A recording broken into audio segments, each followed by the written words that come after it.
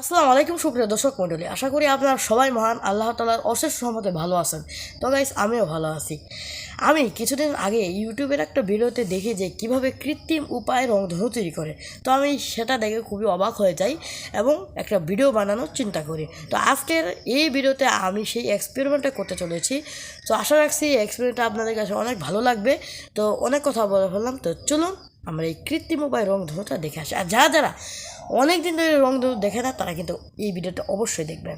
তো চলুন আমরা মূল কাজে চলে যাই।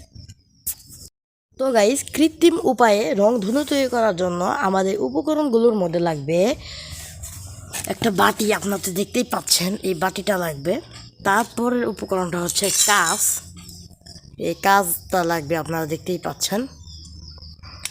আর তার উপকরণটা হচ্ছে এক মগ পানি, আপনারা দেখতেই পাচ্ছেন এখানে। যাই হোক, পানি নিতে হবে।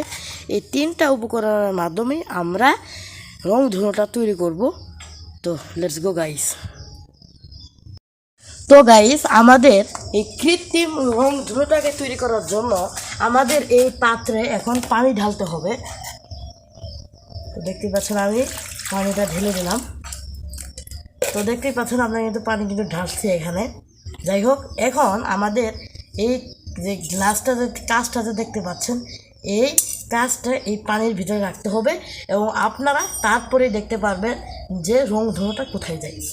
তো গাইস, আমরা এখানে রাখলাম। আর এটা সূর্যের আলোর কাছে রাখতে হবে, কারণ সূর্যের আলো এই কাঁচের ভিতরে পড়বে এবং সেই আলোটা প্রতিফলিত হয়ে রংধনুটা দেখা যাবে, বুঝছেন? তো আপনারা দেখেন,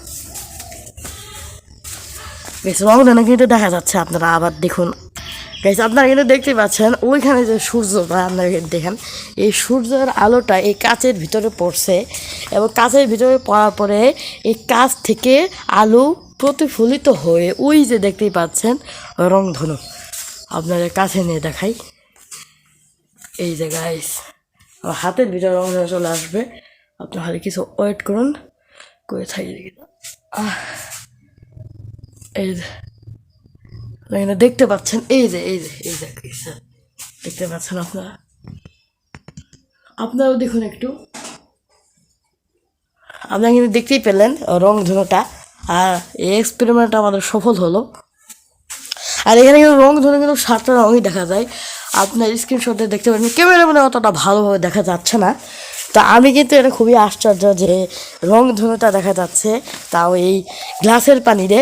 তো আজকের এই শর্ট মিনি ব্লগটা ছিল এই পর্যন্তই।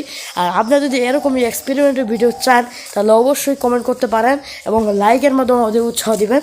তো আজকের মতো ভিডিওটি ছিল এই পর্যন্তই। যদি ভালো লাগে অবশ্যই লাইক দিবেন। তো আমি আবারও আসবো একটা নতুন মজাদার এক্সপেরিমেন্টের ভিডিও নিয়ে।